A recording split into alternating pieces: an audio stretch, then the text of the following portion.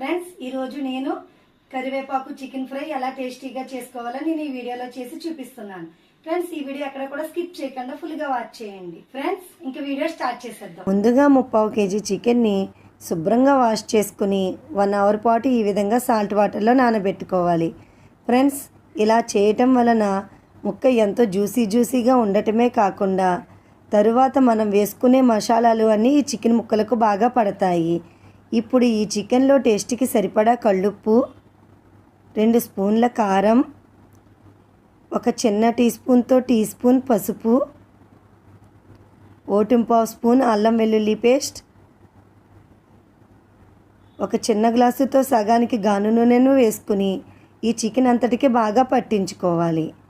ఈ విధంగా చికెన్కి బాగా పట్టించుకున్న తరువాత 3 అవర్స్ పాటు మ్యారినేట్ చేసుకుని ఫ్రిడ్జ్లో ఉంచుకోవాలి.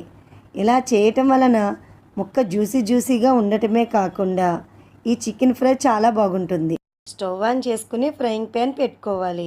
తరువాత మంటను సిమ్లో పెట్టుకుని ఇప్పుడు దీనిలో 1 స్పూన్ ధనియాలు, 1 స్పూన్ జీలకర్ర, 8 వెల్లుల్లి రెబ్బలు, 1 చిన్న టీ స్పూన్ మిరియాలు, 10 లవంగాలు, 2 యాలకులు, అంగుళం దాచిన చెక్క ముక్క, 1 అనాస పువ్వు, కొద్దిగా జాపత్రిని వేసుకుని సిమ్లో కాసేపు డ్రైగా వేగనివ్వాలి. ఇవి కొద్దిగా వేగిన తరువాత 1 చిన్న మరాఠా మొగ్గ, 1/2 స్పూన్ షాహీ జీరా, 2 బిర్యానీ ఆకులను తుంచుకొని వేసుకోవాలి. అలాగే కొద్దిగా పత్తర్ ఫూల్ మరియు చిన్న జాజికాయ ముక్కను వేసుకుని బాగా డ్రైగా వేగనివ్వాలి. ఇవన్నీ డ్రైగా బాగా వేగిన తరువాత చివరిగా 6 ఎండుమిరపకాయలను తుంచుకొని వేసుకోవాలి. ఈ ఎండుమిరపకాయలు కూడా 2 నిమిషాలు వేగిన తర్వాత స్టవ్ ఆఫ్ చేసుకుని చల్లారిన తర్వాత మెత్తని పౌడర్ లాగా చేసుకోవాలి. తరువాత అదే ప్యాన్లో లైట్గా గాను నూనెను వేసుకోవాలి. ఫ్రెండ్స్ 16 నుండి 20 కరివేపాకు రెబ్బలను శుభ్రంగా వాష్ చేసుకుని దూసుకుని వేసుకోవాలి. వీటిని సిమ్లో క్రిస్పీగా అయ్యే వరకు బాగా వేగనివ్వాలి. ఈ విధంగా బాగా క్రిస్పీగా అయిన తరువాత ఒక ప్లేట్లోకి తీసుకోవాలి. ప్లీజ్ ఫ్రెండ్స్ ఈ వీడియోను చూస్తున్న వాళ్ళు ముందుగా ఈ వీడియోని లైక్ చేయండి. మీరు ఇచ్చే లైక్ వల్ల నా వీడియోస్ ఇంకొంచెం ముందుకు వెళ్ళటానికి ఎంతో సపోర్ట్ చేసిన వారు అవుతారు. ఇంకొక 1/2 గ్లాసు నూనెను వేసుకోవాలి. 4 లవంగాలు, 1 చిన్న టీ స్పూన్తో 2 టీ స్పూన్ల జీలకర్రను వేసుకుని కాసేపు వేగనివ్వాలి. 1.5 పెద్ద ఉల్లిపాయలను రోటిలో కచ్చాబచ్చాగా దంచుకుని వేసుకోవాలి. అలాగే 2 పచ్చిమిర్చి చీరికలు మరియు ఈ ఉల్లిపాయ పేస్ట్కి సరిపడా కళ్ళుప్పుని వేసుకుని కాసేపు బాగా వేగనివ్వాలి.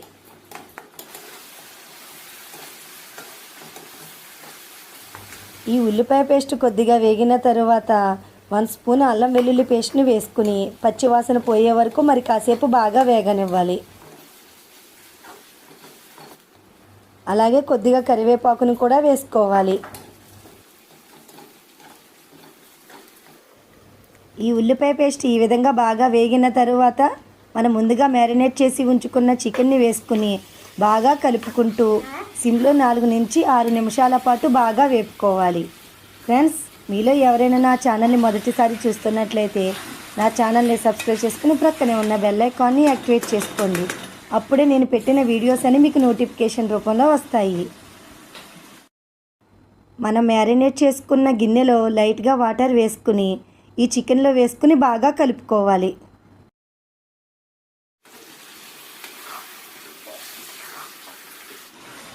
ఈ విధంగా బాగా కలుపుకున్న తరువాత మూత పెట్టుకుని సిమ్లో 2 నిమిషాల పాటు బాగా మగ్గనివ్వాలి.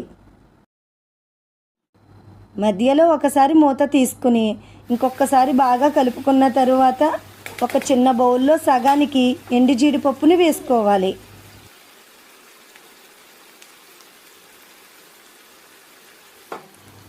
అలాగే ఫ్రెండ్స్ మనం ముందుగా గ్రైండ్ చేసి ఉంచుకున్న మసాలా పౌడర్ని ఇక్కడ నేను 2 స్పూన్స్ వరకు వేసాను. కానీ మీరు తినే స్పైసీని బట్టి చూసుకుని వేసుకోండి. ఈ విధంగా జీడిపప్పు మసాలా పౌడర్ వేసుకున్న తరువాత మంటను సిమ్లో పెట్టుకుని దగ్గర పడే వరకు బాగా ఫ్రై చేసుకోవాలి. ఫ్రెండ్స్ మరి నాన్ వెజ్ రెసిపీస్ ఎప్పుడైనా సరే సన్ఫ్లవర్ ఆయిల్తో కన్నా ఈ విధంగా గాను నూనెతో చేసిన నాన్ వెజ్ రెసిపీలు చాలా టేస్టీగా ఉంటాయి. మరి మీరు కూడా ఒకసారి ట్రై చేసి చూడండి.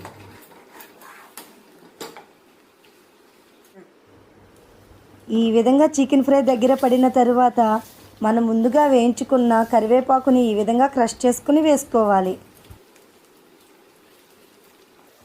మరియు కొద్దిగా కొత్తిమీరను కూడా వేసుకుని చివరిగా మరో 2 నిమిషాలు బాగా ఫ్రై చేసుకుని స్టవ్ ఆఫ్ చేసుకోవాలి. అంతే ఫ్రెండ్స్, ఎంతో టేస్టీగా గుమగుమలాడే కరివేపాకు చికెన్ వేపుడు రెడీ. అంతే ఫ్రెండ్స్, ఎంతో టేస్టీ అండి ఎమ్మీగా ఉండే కరివేపాకు చికెన్ ఫ్రై రెడీ. మరి మీరు కూడా ఇదే విధంగా ట్రై చేసి మరి మీకు ఎలా వచ్చిందో క్రింద ఇచ్చిన కామెంట్ సెక్షన్ లో తెలపండి. మరి అయితే ఈ వీడియో మీకు నచ్చింది అనుకుంటున్నాను. నచ్చితే మీ ఫ్రెండ్స్ కి మీ రిలేటివ్స్ కి షేర్ చేయండి. మరి నా నెక్స్ట్ వీడియోలో కలుద్దాం. Okay, by bye friends.